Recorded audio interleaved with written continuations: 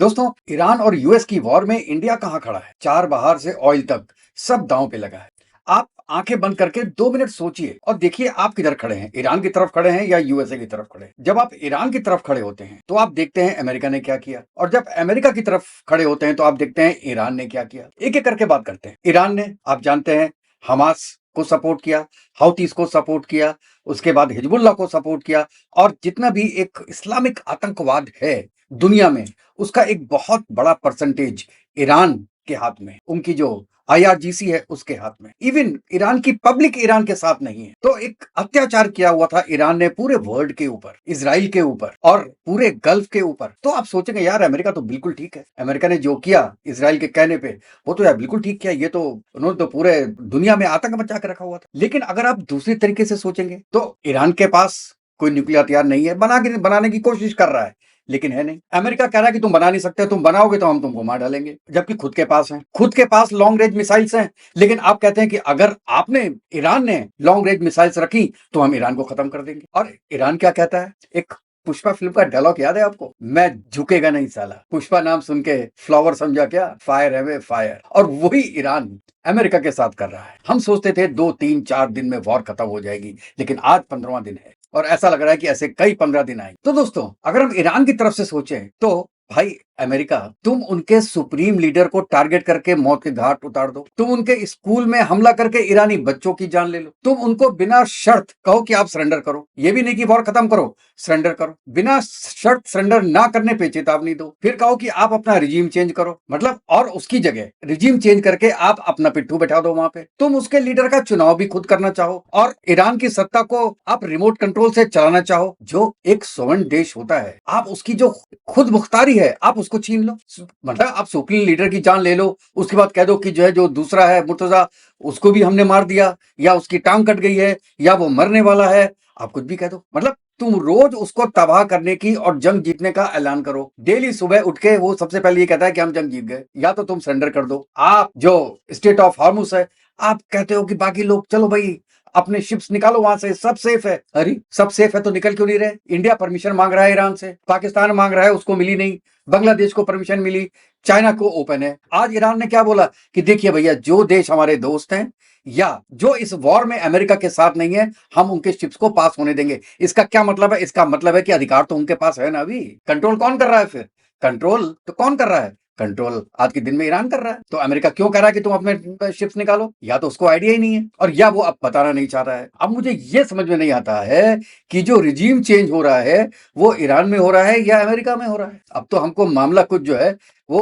घपले वाला लग रहा है साहब। और इसलिए मैं आप लोग से ये बोलता हूं कि एक बार सोचिए कि हम क्या चाह रहे हैं, हम किस तरफ खड़े हैं। हम अमेरिका को चाहते हैं कि ईरान को खत्म करें, या ईरान को चाहते हैं अमेरिका को खत्म करें? हम दोनों तरफ से फंसे हुए हैं। अब अपने टॉपिक पे आते हैं दोस्तों, और टॉपिक पे आने के पहले मैं रिक्वेस्ट करता हूं कि जिसने मेरा चैनल सब्सक्राइब नहीं किया है वो प्लीज मेरे चैनल को लाइक कीजिएगा और सब्सक्राइब कीजिएगा दोस्तों। तो ये जो सपोज कीजिए अमेरिका और ईरान के बीच में फुल फ्लेजेड वॉर हो जाती है, तो इंडिया क्या करेगा? सोचिए, इंडिया ईरान से हर साल लाखों करोड़ों का ऑयल इंपोर्ट करता है। इंडिया के 90 लाख वर्कर्स मिडिल ईस्ट में काम करते हैं। इंडिया का 4 बार पोर्ट पे डील भी है जो हमने ईरान के साथ किया, आपको पता है, वो सब दांव पे लगेगा। और अमेरिका, वो हमारा सबसे बड़ा ट्रेड पार्टनर है, डिफेंस सप्लायर है। तो हम किसके साथ खड़े होंगे दोस्तों? और ये एक बहुत बड़ा क्वेश्चन है जिसका आज हम आंसर ढूंढने की कोशिश करेंगे आपके साथ। तो दोस्तों आगे बढ़ते हैं कि ये चक्कर क्या है। आज हम 3 सवालों का जवाब ढूंढेंगे दोस्तों। पहला, कि ईरान और यूएस का टेंशन अभी किस मोड़ पे है, इसका बैकग्राउंड क्या है आज की डेट में। दूसरा, इंडिया के डायरेक्टली क्या इंटरेस्ट है और पूरे इस कॉन्फ्लिक्ट में, ऑयल का, ट्रेड का, पोर्ट्स का, डायस्पोरा का, सब कुछ इसमें इन्वॉल्व है, वो क्या है। और तीसरा, क्या इंडिया आज भी नॉन अलाइनमेंट की पॉलिसी फॉलो कर सकता है, या फिर कुछ दिनों के बाद या आज ये एक डिप्लोमेटिक जुमला बन के रह जाएगा दोस्तों। और लास्ट में मैं अपनी पर्सनल राय आपको दूंगा जो शायद कुछ लोगों को अनकंफर्टेबल जरूर लगे, लेकिन जो मुझे लगता है वो मैं बोलूंगा जरूर।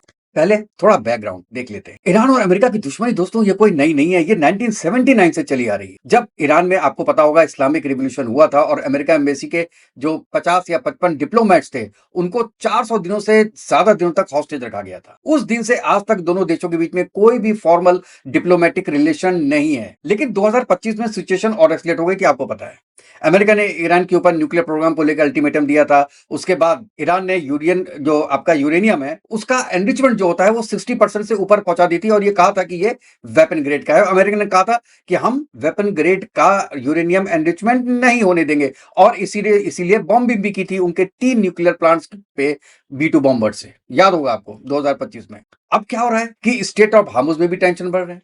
ये जैसे मैंने पहले बताया यहां से 20% पूरे वर्ल्ड का ऑयल गुजरता है और इंडिया का भी आप देखिए तो 60% है और उसको मैं बोलूं तो $60 बिलियन का ऑयल यहां से इंपोर्ट होता है इंडिया पे। तो अब यहां पे क्या होता है कि इंडिया का ये केवल डिप्लोमेटिक इशू नहीं रह जाता है, ये इंडिया की इकोनॉमी का इशू भी रह जाता है। इंडिया के हर किचन का सवाल यहाँ पे हो जाता है और हमको लगता है कि ये कॉन्फ्लिक्ट हमसे बहुत दूर है, लेकिन ये कॉन्फ्लिक्ट हमसे दूर नहीं है, हमारे दरवाजे पे खड़ा है। आज इंडिया में गैस नहीं मिल रही है, सिलेंडर्स, हम लोग के यहाँ तो PNG आती है इसलिए प्रॉब्लम नहीं है, लेकिन जो गैस सिलेंडर्स लेते हैं वो गैस सिलेंडर आज की डेट में दिक्कत से मिल रहे हैं। ठीक है, जिसने रजिस्ट्रेशन कराया हुआ है उनको तो मिल रहे हैं, लेकिन पहले के ज्यादातर लोग नॉन रजिस्ट्रेशन करा के भी ले लेते थे, वो अब नहीं मिल रहे। तो अब देखिए अब हम बात करते हैं इंडिया के 5 कौन कौन से सबसे बड़े स्टेक्स हैं। पहला, इंडिया का ऑयल और एनर्जी की सिक्योरिटी। आपको ये तो क्लियर कट है क्योंकि 18-19 में इंडिया हर महीने ईरान से करीब 2.5 lakh barrel per day import करता है। फिर आपको पता है अमेरिका ने सैंक्शंस लगाए, इंडिया ने इंपोर्ट बंद किया, फिर ईरान से ऑयल बंद किया, फिर ईरान का ऑयल बहुत सस्ता था और मतलब बहुत ही ज्यादा सस्ता था, डिस्काउंट रेट्स पे मिलता था, पेमेंट भी जो है वो फ्लेक्सिबिलिटी थी, पैसे में भी हम लोग डील करते थे, रुपए में डील करते थे। अब अगर ये वॉर बढ़ती है, स्टेट ऑफ हार्मुज ब्लॉक हो जाता है, आज तो परमिशन दी है इंडिया को, कल को पता नहीं इंडिया की परमिशन मिलेगी कि नहीं मिलेगी, तो इंडिया को ग्लोबल मार्केट से फिर जाके ऑयल खरीदना होगा और वो रेट होगा जो कि ईरान से भी ज्यादा है और रशिया से भी ज्यादा है। आज एक बैरल $100 का मिल रहा है, सॉरी $100 का मिल रहा है। तो क्या होगा? रशिया ने भी कहा कि भैया आप हमसे ले लीजिए, लेकिन ये एक्सपेक्ट मत कीजिए कि जो पहले हम डिस्काउंट देते थे वो आपको अब डिस्काउंट देंगे। लेकिन ये कब तक है? जब तक कि वॉर खत्म नहीं होती, और अगर वॉर लंबी चली तो ये प्रॉब्लम्स बहुत ज्यादा एग्रीगेट करने वाली है, एब्रीवेट करने वाली है। तो और इसका असर जानते हैं आप, पेट्रोल और डीजल के रेट पे होगा, इन्फ्लेशन बढ़ेगा और हर कॉमन आदमी की जेब पे इसका असर होगा। अच्छा, दूसरा एक जो डायरेक्ट इफेक्ट इंडिया पे आएगा वो है चाबहार पोर्ट। ये इंडिया का सबसे ज्यादा, मैं कहता हूं, स्ट्रेटेजिक इन्वेस्टमेंट। इंडिया ने चाबहार पोर्ट को ईरान के साथ डेवलप किया क्योंकि इंडिया क्या चाहता था कि इंडिया पाकिस्तान को बाईपास करके अफगानिस्तान और सेंट्रल एशिया तक एक रास्ता बनाना चाहता था और इंडिया ने इस प्रोजेक्ट के लिए करीब 85 मिलियन इन्वेस्ट भी किया है। और इंडिया ईरान अफगानिस्तान कॉरिडोर, जिसे हम international north south transport corridor कहते हैं, वो इंडिया को रशिया और फिर यूरोप, उनको पूरा कनेक्ट करता है। इसलिए मैं कहता हूं ये सिर्फ एक पोर्ट नहीं है, ये इंडिया की लैंडलॉक कनेक्टिविटी का एकमात्र इंडिपेंडेंट रूट है जिसमें पाकिस्तान इन्वॉल्व नहीं है। और अगर ये ईरान पर वॉर बढ़ती रहती है, ये पोर्ट या तो रहेगा या डिस्ट्रॉय होगा, फिर बहुत ज्यादा दिक्कत हो जानी है क्योंकि वो पूरी एरिया वो अनस्टेबल हो जाएगा और पूरा इंडिया का एक स्ट्रेटेजिक इन्वेस्टमेंट वो धूल में मिल जाएगा। दोस्तों, अब इंडिया का तीसरा स्टेक क्या है? बहुत बड़ा है दोस्तों, इंडिया का डायस्पोरा। मिडिल ईस्ट में लगभग 90 लाख इंडियंस काम करते हैं, जैसे UAE, Saudi Arabia, Kuwait, Oman, Bahrain. इन सभी देश की इकोनॉमी और स्टेबिलिटी ये डायरेक्ट ईरान कॉन्फ्लिक्ट से जुड़ी हुई है। आपको देख रहे हैं कि ईरान सब जगह बॉम्ब मार रहा है,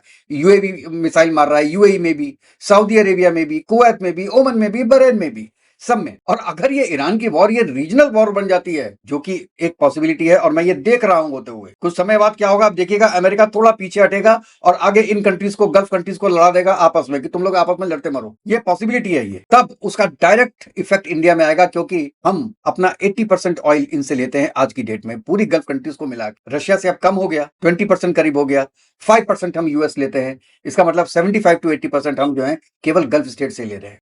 तो इसमें भी हमको दिक्कत आएगी। दूसरी हमको दिक्कत क्या आएगी दोस्तों? वो आएगी इवैक्यूएशन में। अगर बढ़ जाता है तो 90 लाख लोग हैं, अगर 50 लाख की भी जॉब चली जाती है उसके अंदर तो क्या होगा? एक तो रेमिटेंस बंद होगा। आपको पता है कि इंडिया को हर साल मिडिल ईस्ट से करीब $40 बिलियन का रेमिटेंस आता है। $40 बिलियन।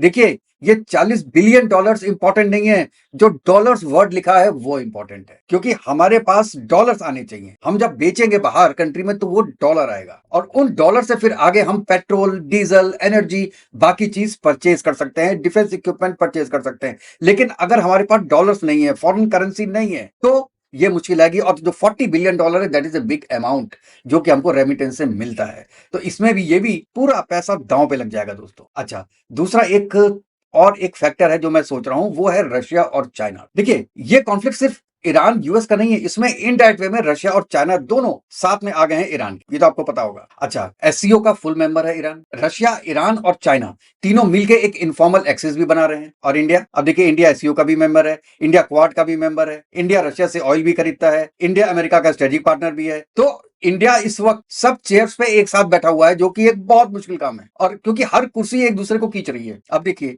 एससीओ बिल्कुल अलग चीज है, क्वाड अलग चीज है, अमेरिका का स्ट्रेटेजिक पार्टनर अलग है, रशिया का स्ट्रेटेजिक पार्टनर अलग है। ये इंडिया के लिए एक बहुत बड़ा चैलेंज होने वाला है, जो कि मैंने शुरू में बताया कि नॉन अलाइनमेंट कब तक रह सकती है इंडिया इसमें, और ये इंडिया के लिए एक बहुत बड़ा डिप्लोमेटिक चैलेंज होने वाला है। अच्छा, पांचवा पॉइंट मेरा है न्यूक्लियर प्रोलिफिकेशन का। अगर Iran by chance nuclear weapon बना लेता है तो क्या होगा? सऊदी अरब कहेगा हमको भी चाहिए, और उसको कौन देगा? Pakistan. Pakistan already nuclear arm है, वो रशिया को देगा, सॉरी सऊदी अरेबिया को देगा। उससे क्या होगा? पूरा साउथ एशिया और वेस्ट एशिया ये एक नया न्यूक्लियर आर्म रेस में आ जाएगा, और ये सब होगा इंडिया के अगल बगल में। अब ये सिर्फ ग्लोबल इशू नहीं रह जाएगा, ये इंडिया की डायरेक्ट सिक्योरिटी का कंसर्न आ जाएगा। अब इंडिया क्या करेगा? इंडिया ये कहे जी हमारा इस वॉर से कोई लेना देना नहीं है, ये भी अब संभव नजर नहीं आ रहा, क्योंकि आपके स्टेक्स हो गए हैं, आप स्टेक होल्डर हो चुके हैं, क्योंकि आपकी कंट्री को इफेक्ट हो रहा है। अब यहां पे आता है कि यही वो मोमेंट है जो सबसे इंपॉर्टेंट है, और वो है हमारा नॉन अलाइनमेंट का। ये इंडिया की, आपको भी पता है कि इंडिया की जो फॉरेन पॉलिसी है उसका सबसे बड़ा पिलर था 1961 में। आपको पता होगा जवाहरलाल नेहरू ने इसकी नींव रखी थी। कोल्ड वार में भी ना हम अमेरिका के साथ थे ना सोवियत यूनियन के साथ। एक प्रिंसिपल था, एक आइडेंटिटी थी, लेकिन आज की दुनिया 1961 की नहीं है। कोल्ड वार बाइनरी था, दो साइड्स के बीच में था। आज मल्टीपोलर, मल्टीपल पावर्स हैं, मल्टीपल कॉन्फ्लिक्ट्स हैं, और नॉन अलाइनमेंट का मतलब आज सिर्फ दोनों से दूर रहना नहीं है। आज नॉन अलाइनमेंट का मतलब है स्ट्रेटेजिक ऑटोनॉमी, यानी इंडिया अपने इंटरेस्ट के हिसाब से हर इश्यू पे इंडिपेंडेंटली डिसाइड करेगा। अमेरिका के साथ टेक्नोलॉजी और डिफेंस पे, रशिया के साथ एनर्जी पे, ईरान के साथ कनेक्टिविटी पे, चाइना के साथ कंपटीशन और कॉशन दोनों में। ये एक बहुत बड़ा जगलिंग एक्ट है। ऑल्दो ये इंडिया की सबसे बड़ी स्ट्रेंथ भी है, लेकिन क्या ये हमेशा पॉसिबल है? क्योंकि एक पॉइंट ऐसे आता है, और ऐसा आ गया है लगभग, कि आपका फेंस पे बैठना मुश्किल हो गया है। आपको ये डिसाइड करना पड़ेगा कि आप कहां हो, किसके साथ। कोई तो एक्शन लेना पड़ेगा आपको। आप विश्व गुरु बनके बॉर्डर पे नहीं बैठ सकते। मैं मोदी जी की बात कर रहा हूं, क्योंकि आपके ईरान से भी दोस्ती है, आपकी इजराइल से भी दोस्ती है, आपकी यूएस भी सुनता है, आपकी रशिया भी सुनता है, आपका यूरोप भी सुनता है, आपका साउथ भी सुनता है। जब आपकी दुनिया में सब सुनते हैं, तो आप आज की डेट में कोई एक्शन क्यों नहीं ले रहे? आप वर्ल्ड में शांति लाने की कोशिश क्यों नहीं कर रहे? कोशिश तो कर सकते हैं ना। सॉल्यूशन बहुत मुश्किल है आज की डेट में, क्योंकि अमेरिका कहता है सरेंडर करो, सरेंडर करो, सरेंडर करो, वॉर खत्म हो रही है एक दिन में, 2 दिन में। ईरान कहता है हम तो सालों लड़ेंगे, हमारे पास ड्रोन है, छोटे छोटे छोटे छोटे ड्रोन, जो हम एक दिन में 2000 बना लेते हैं, और उसको एक ड्रोन को मारने के लिए तुम्हें अपनी मिसाइल यूज करनी पड़ती है। एक दिन में अमेरिका का 3000 करोड़ रुपए खर्च हो रहा है, इजराइल का 2500 करोड़ रुपए एक दिन का खर्चा है वॉर का, और वहीं ईरान का 500 करोड़ खर्चा है एक दिन। अंतर देख रहे हैं? तो कौन नीचे जा रहा है? अमेरिका। ये वॉर जितनी लंबी चलेगी, अमेरिका को और इजराइल को उतना ही नुकसान होगा। ईरान तो तबाह हो गई, लेकिन एक ऐसे कंट्री को जो सॉवरेन कंट्री है, और मैं तो कह रहा हूं कि जो 50 से ज्यादा मुस्लिम कंट्री है, उसमें केवल एक ईरान है जो खड़ा हुआ है, जो उसूलों पे लड़ता है। उसके उसूल गलत हो सकते हैं और गलत हैं, लेकिन जिन उसूलों को वो सही मानता है उसके लिए लड़ रहा है, और केवल अकेला मुस्लिम देश। आप ऐसे देश को कह रहे हो कि सरेंडर कर दो, क्या बेवकूफी है ट्रम्प साहब? आप एक पोलाइट एनवायरमेंट में आप वॉर खत्म कर सकते हैं, कुछ उनको दे के कुछ उनको लेके। मतलब आपको देना नहीं है, लेकिन आपको बोलना है कि हमने ये चीज दे दी। ईरान से भी आपकी बात हो सकती है कि ठीक है, फॉर पब्लिक कन्वीनियंस हम ये बोलेंगे कि हमने ये चीज छोड़ी, आपने ये चीज छोड़ी, हम दोनों में समझौता हो गया, लेकिन अल्टीमेटली इंटरनल ये है कि आप हारे हो, हम जीते हैं। लेकिन ना जी, सुबह उठ के पहला काम ब्रश करने के पहले उसका काम है कि आप, हाँ, तो बर्बाद कर दिया हमने ईरान को। ईरान के पास तो कुछ है ही नहीं, उनसे क्या सरेंडर करें? आज करेंगे, दोपहर तक कर देंगे। वो पीछे पड़े मुझसे कि मेरे से बात कर लो, आ जाइए बात कर लीजिए। ऐसे आप करेंगे तो आपने, वही बात है ना, फ्लावर समझा क्या नाम से? जो चीज आपने मोदी जी के साथ की, वही आप ईरान के साथ कर रहे हैं। आपने इंडिया को और ईरान को पाकिस्तान समझ लिया, आपने यूरोप के छोटे छोटे कंट्रीज समझ लिए, जो आप अपने टेबल के सामने बैठा के आप बात करते हो लोगों से। 10 लोगों को बैठा दिया, कौन कौन है जी? ये तो यूरोप के कंट्रीज के प्रेसिडेंट हैं, प्राइम मिनिस्टर। 10 12 प्राइम मिनिस्टर को सामने बैठा के आप बात कर रहे हो। ये कर सकते हैं क्योंकि वो डिपेंडेंट है आप पे, या उनको अभी तक अपनी ताकत का अंदाजा नहीं हुआ। मैं ये बात बोलूंगा, हनुमान जी को जैसे अपनी ताकत का अंदाजा हुआ था ना, वैसे जिस दिन जर्मनी को, फ्रांस को, यूके को अपनी ताकत का अंदाजा हो गया ना ट्रम्प साहब, और जो अब हो रहा है, तो आपके पीछे कोई नहीं खड़ा होगा। तो मैं यही कहता हूं कि आपने क्या किया है, इंडिया को और ईरान को समझ लिया है पाकिस्तान, ये आपने सबसे बड़ी गलती की। अच्छा, तो हम लोग जितना बता बैठ गया उसको थोड़ा सा एक हम कहते हैं जिस्ट बनाते हैं उसका कि क्या बात हुई। देखिए, इंडिया का और यूएस का कॉन्फ्लिक्ट, ईरान और यूएस का कॉन्फ्लिक्ट अलग। ईरान और यूएस का कॉन्फ्लिक्ट इंडिया के लिए केवल एक, आप ये कहिए कि फॉरेन की न्यूज नहीं है, ये डायरेक्टली हमारी इकोनॉमी, सिक्योरिटी और कनेक्टिविटी को इफेक्ट करता है। पॉइंट नंबर 2, इंडिया के पास इस कॉन्फ्लिक्ट में कोई सेफ साइड नहीं है। मतलब इंडिया की दोनों साइड में दांव लगे हुए हैं। There is no safe side for India. Point number 3, strategic autonomy, यानी केस बाय केस अप्रोच ये इंडिया को करना पड़ेगा। अभी इंडिया की तरफ से प्रैक्टिकल और रियलिस्टिक पॉलिसी है, लेकिन इसके लिए डिप्लोमेटिक स्किल भी चाहिए, क्लैरिटी चाहिए, करेज चाहिए, जो कि आज की गवर्नमेंट के पास है और वो उसको कर भी रही है। पॉइंट नंबर 4, इंडिया को अभी से अपना कोई कंटिजेंसी प्लानिंग करनी चाहिए। जैसे ऑयल अल्टरनेटिव्स वो ढूंढ रहे होंगे, और डायस्पोरा इवोकेशन के क्या प्लान्स हैं, अगर बढ़ जाता है तो ट्रेड रूट का क्या होगा, डाइवर्सिफिकेशन का। अभी एक ट्रेड रूट और उन्होंने निकाला है नया, जो कि रशिया की हेल्प से निकाला है, और वो यूरोप जा रहा है चार बाहर के बगल से। तो वो शायद उसमें क्या होगा कि आप जो चार बाहर का पोर्ट है उसको नेग्लेक्ट करके उसके बगल से आप निकलेंगे। So I mean they have done something today. I am not very sure and not very details में हमको पता नहीं है, लेकिन लेट मी सी, उस पर वर्क करके मैं आपके पास आता हूं, फिर आपको बात करूंगा। तो ये आपको डाइवर्शंस करने पड़ेंगे। अब बात है कि मैं पर्सनली क्या मानता हूं। मेरी थिंकिंग ये है कि इंडिया को बहुत प्रोएक्टिव होके इसमें पार्टिसिपेट करना चाहिए। पार्टिसिपेट का मतलब वॉर में पार्टिसिपेट नहीं करना चाहिए। आपको वॉर को कम करने के लिए प्रोएक्टिवली काम करना चाहिए। अगर आपको अपनी शक्ति दुनिया को दिखानी है, पूरे वर्ल्ड में इंडिया का लोहा मनवाना है, तो आपको अपनी तरफ से प्रयत्न करना पड़ेगा। ईरान से बात करके, यूएस से बात करके, इजराइल से बात करके। आपको सॉल्यूशन मिले ना मिले, आप अपने प्रयास में हारे या जीते, प्रयास करना बहुत इंपॉर्टेंट है, ट्राई करना बहुत इंपॉर्टेंट है। दुनिया को यह लगना चाहिए कि इंडिया ने ट्राई किया वॉर को रुकवाने की। इंडिया को यह भी नहीं समझना चाहिए कि हम तो बिल्कुल अलग हैं, हमसे क्या मतलब। और दुनिया में जहां जहां भी कोई कॉन्फ्लिक्ट होता है तो इंडिया को पता है कि उसका रिपल इफेक्ट भी आता है, इंडिया के ऊपर ही आएगा। इंडिया की जनसंख्या 145 करोड़ है साहब। हम 145 करोड़ बोले या 146 करोड़ बोले, 147 करोड़ बोले, आप जानते हैं एक ऑस्ट्रेलिया इधर उधर हो रहा है, एक इजराइल इधर उधर हो रहा है, 146 और 147 में अंदर में। जितना हम लोग पॉइंट में बोलते हैं उतना तो पूरी जनसंख्या है इजराइल की, और वो लड़ रहा है वॉर अपने लिए, अपनी एग्जिस्टेंस के लिए। तो हमको भी ऐसा कुछ करना चाहिए गवर्नमेंट को, कि उसको लगे कि नहीं, हमारी एग्जिस्टेंस की वॉर अब ये नहीं है, एवरीथिंग इज सेटल्ड। ईरान को भी लगे हमको भी कुछ मिला है, हमारी भी दुनिया चेंज हुई है, अब हम दुनिया के लिए ओपन है, अब हम जहां चाहें अपना ऑयल बेच सकते हैं, हमारे पास कोई एम्बार्गो नहीं लगा हम पे।